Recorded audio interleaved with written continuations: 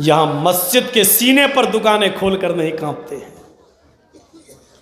मस्जिद की छाती पर खड़े होकर अल्लाह के घर के सामने दुकानें खोले हुए हैं और मस्जिदों में आने की तौफीक नहीं होती।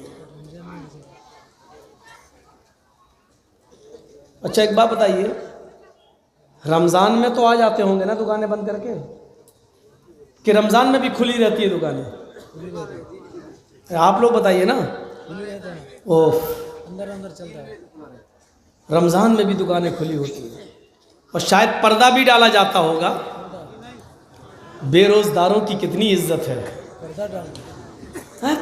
पर्दा डालकर दामाद की तरह उनको अंदर ले जाया जाता है। आओ चाय पियो, कितनी इज्जत है। याद रखना, बहुत सख्त बात कहने जा रहा हूं, याद रखना, रमजान के महीने में दिन में दुकानें खोलने वालों, बेरोजगारों को कपड़ा डालकर और पर्दा डालकर अपनी दुकानों में खिलाने और पिलाने वालों, अल्लाह की कसम जितना गुनाह रमजान के उस मुबारक महीने में रोजा न रखने वालों को मिलेगा, रोजा छोड़ने पर जितना गुनाह उनको पड़ेगा, तुम्हें रमजान के महीने में उनको खिलाने और पिलाने के बाद तुम भी बचोगे नहीं, तुम भी उतने ही गुनाह के मुस्तहिक होगे, इसलिए कि तुमने अपनी दुकानें खोलकर बेरोजगारों के लिए खाने और पीने का इंतजाम किया, बल्कि उनके लिए शर्म और हया से और मोहल्ले और गांव वालों के तानो तशनी से बचने के लिए पर्दे भी डालकर उनको छिपा लिया ताकि दूसरों के सामने तुम्हारी बेइज्जती ना हो। ऐसा करने वालों, कयामत के दिन सख्त अजाब के लिए तैयार रहो। अल्लाह की लाठी में आवाज नहीं, इसी दुनिया में भी वो अपना अजाब नाजिल कर सकता है। वो काफिर था, दहल गया, हम मोमिन नहीं दहल गए। आज हम हैं, मुसलमान हैं, अल्हम्दुलिल्लाह, मोमिने इस्लाम के मानने वाले हैं, लेकिन अल्लाह का अदब और एहतराम यह है कि मुअज्जिन अजान दे रहा है, मस्जिद की ऊंचाई पर खड़े होकर उसकी आवाज हमारे कानों में आ रही है, अल्लाहु अकबर, अल्लाहु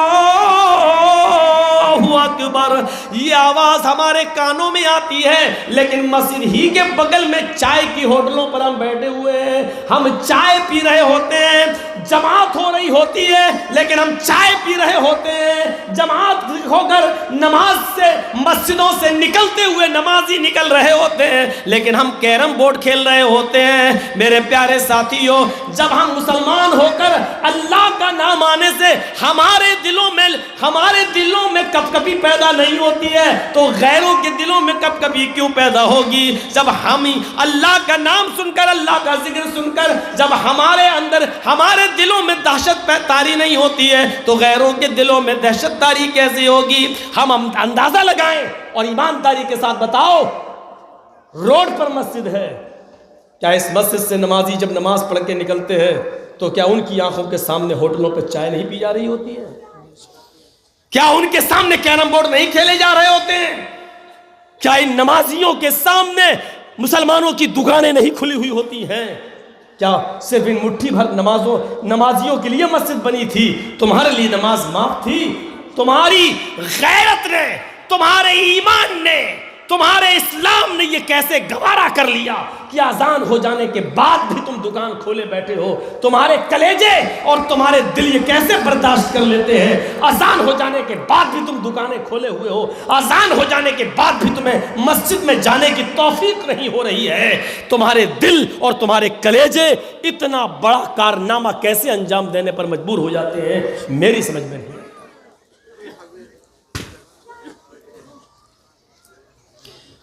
इन्नमल मोमिनून अल्लज़ीना इज़ा ज़ुकिरल्लाहु वजिलत क़ुलूबुहुम, मोमिन तो वो है कि जब उनके सामने अल्लाह का नाम लिया जाता है तो उनके दिल कांप जाते हैं। वो एक जंग थी गालिबन गज़वे तबूक, वहां से लौट कर आ रहे हैं अल्लाह के नबी और आपके सहाबा। मुसलसल कई दिन चलने के बाद थके हुए, बियाबान जंगल आ गया, एक कदम भी आगे बढ़ने की हिम्मत नहीं हो रही है। अल्लाह के रसूल थोड़ी सी इजाजत दे दीजिए, हम अपने सरों से अमामा उतार लें, जमीन पर बिछा लें, थोड़ी देर अपनी कमर सीधी कर लें। कई दिन हो गए मुसलसल चलते हुए, आराम नसीब नहीं हुआ। ये घना बाग है, ये घना जंगल है, दरख्तों की भरमार है। हम इन दरख्तों के साए में सो जाते हैं, थोड़ी देर आराम करेंगे फिर चल देंगे। आपने कहा मैं भी थका हुआ हूं, चलो जिसको जहां जो दरख्त मिले उसके साए में आराम कर ले। एक दो इधर सो गए, एक दो उधर सो गए, एक दो उधर सो गए। अल्लाह के नबी सल्लल्लाहु अलैहि वसल्लम को भी जहां जगह मिली, एक दरख्त के साए में आप ने वहां चादर बिछा ली और आपकी जो तलवार थी आपने उसी दरख्त के ऊपर लटका दी। लेट गए, लेटे थे कि सो गए। सहाबा थके थे गहरी नींद में। कुछ सहाबियों को खर्राटे भी आ रहे हैं। जब आदमी ज्यादा थका हुआ हो तो उसको खर्राटे ज्यादा आने लगते हैं। हदीस की किताबें ये कहती हैं कि खर्राटे अल्लाह के रसूल सल्लल्लाहु अलैहि वसल्लम भी लिया करते थे, लेकिन आपके खर्राटे बहुत जोरदार नहीं हुआ करते थे। इतनी तेज नहीं कि बगल में मेरी बीवी लेटी हो वो भी न सो पाए। हल्के हल्के खर्राटे अल्लाह के नबी को भी आते थे, और शायद उसकी वजह यह थी कि दिन भर आप दावत और तबलीग में रहते थे, लोगों को समझाते थे, थक जाया करते थे और थकन के बाद नींद अच्छी आती है। एक बदवी आया, एक एराबी आया, उसने देखा कि उस दरख्त के नीचे मोहम्मद इब्ने अब्दुल्ला सो रहे हैं। चलो आज काम तमाम कर देते हैं, झमेला ही खत्म कर देते हैं, अच्छा मौका है। मोहम्मद को जिंदा या मुर्दा लाने पर 100 ऊंटों का लालच है, 100 ऊंटों का इनाम रखा गया है। आज मौका अच्छा है, सारे साथी सोए हुए हैं, मोहम्मद रसूलुल्लाह भी गहरी नींद में सोए हुए हैं। हमारे पास तलवार नहीं है, मोहम्मद की तलवार भी लटकी हुई है, तलवार भी उसी की, गर्दन भी उसी की। चढ़ गया पेड़ पर, तलवार खोल ली, अब उतरा नहीं है, कूद गया वहीं से, जंप लगा दिया, और जैसे ही वो जमीन पर गिरा तो उसके पैरों की धमक से अल्लाह के रसूल की आंख खुल गई। आप उठ के बैठ गए, देखा कि वो तलवार लेकर आगे बढ़ रहा है। छोटे छोटे बच्चों से ये वाक़े आपने सुने होंगे, चमन इस्लाम वगैरह में लिखा है, लेकिन हकीकत में ये वाक़या बुखारी का है। आगे देखिए, जो मैं दिखाना चाहता हूं वो मंजर, वो आगे बढ़ रहा है, अल्लाह के रसूल की नज़र उसी की तरफ है, और जब वो बिल्कुल करीब आ गया और तलवार उठा ली, कहता है मुस्कुराकर, मैं यासिमु का मिन्नी या मोहम्मद। दूसरे लफ्ज, दूसरा भी लफ्ज इस्तेमाल हुआ, मैं यमनउ का मिन्नी या मोहम्मद। आज कौन रोकेगा मुझे तेरे कत्ल से? आज मुझे कोई नहीं रोक सकता तेरे कत्ल से, कौन रोकेगा? मैं यमनउ का मिन्नी, आज कौन रोकेगा मुझसे तुझे बचा ले? और ये लफ्ज़ भी इस्तेमाल किया गया, मैं यासिमु का मिन्नी, आए मोहम्मद सल्लल्लाहु अलैहि वसल्लम, बता आज तुझे मेरे हाथ से कौन बचाएगा। मैं यासिमु का मिन्नी, तुझे आज मेरे हाथ से कौन बचाएगा।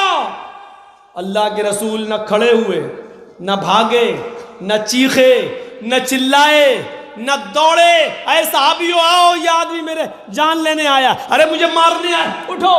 आप चाहते तो अच्छा मौका था, अरे 2-4 कदम तो भाग ही सकते थे, चीख भी सकते थे, उठा सकते थे, लेकिन आपने ना उठाया, ना भागे, ना दौड़े, ना चीखे, ना चिल्लाए, बल्कि जब उसने पूछा मैं यासिमु का मिन्नी, बता तुझे मेरे हाथ से कौन बचाएगा, तो आपने भी मुस्कुरा कर जवाब दिया अल्लाह। बस क्या बोले, अल्लाह। है काफिर था लेकिन अल्लाह का पावर जानता था। आज मुसलमान हैं, ऊंची टोपियां लगा ली है कुतुब मीनार की तरह, खा लिया मुर्दों के नाम पर 40वां और 30वां और 20वां सब्त, लेकिन अल्लाह का पावर इनके पास इनको नहीं मालूम। अल्लाह से ज्यादा पावर ये उनके ठेकेदारों को दिए हुए। वो काफिर था, अल्लाह का पावर जानता था। सुना कौन बचाएगा, अल्लाह। कांप गया, लरस गया, थर्रा गया और तलवार छूट गई। काफिर भी जानता था अल्लाह का पावर क्या है। तलवार जैसे ही छूटी और नीचे गिरी, अल्लाह के रसूल ने झपट ली, पकड़ ली और खड़े हो गए और कहा, पांसा पलट गया, बाजी उलट गई। अभी तक तलवार तेरे पास थी, अब मेरे पास है, अब तू बता कि तुझे कौन बचाएगा। अल्लाह करे कि भारत की बाजी भी ऐसे ही पलट जाए। और जोर से कहो आमीन। और पलटेगी।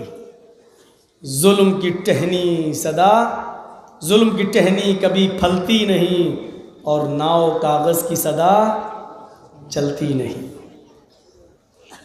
प्लास्टिक के फूलों में खुशबू नहीं होती है। इम्तहान है, इंशाअल्लाह हम इसमें पास होंगे। और सुनिए, अल्लाह के नबी ने उससे कहा कि अब तू बता कि तुझे कौन बचाएगा मेरे हाथ से। अब वो तो जानता ही नहीं था, मानता ही नहीं था, बस ये जानता था कि अल्लाह वो कितना पावरफुल है, क्या जानता था। जब देखा मोहम्मद के हाथ में तलवार, बाजी उलट गई, तो कहता है आपके हाथ में तलवार है, आप ही बचा सकते हैं, आप ही छोड़ सकते हैं और आप भी मार सकते हैं, और मुझे उम्मीद है कि आप मुझे मारेंगे नहीं, क्योंकि मैंने कभी आपको ज़ाती बदला लेते हुए नहीं देखा। अल्लाह के रसूल ने कहा इतना मानता है तू मुझे? कहा हाँ। आपने अपनी ज़ात के लिए कभी इंतकाम नहीं लिया। अल्लाह के रसूल ने कहा जा, मैंने तुझे छोड़ दिया, उसको माफ़ कर दिया, चला गया। ये वाक़या मैंने बताने का मकसद सिर्फ इतना है, पूरे वाक़े को रखने के बाद सिर्फ इतना बताना था आपको कि वो काफिर था, एराबी था, देहाती था, तलवार उसके हाथ में थी, सहाबा सो रहे थे, पूरा पावर था उसको, वो चाहता तो कत्ल कर सकता था मोहम्मद रसूलुल्लाह को, लेकिन उसने क्या कहा, बता मेरे हाथ से तुम्हें कौन बचाएगा? तो अल्लाह के नबी ने जवाब क्या दिया? अल्लाह। इस लफ्ज़ अल्लाह से वो कांप गया। काफिर था लेकिन कांप गया।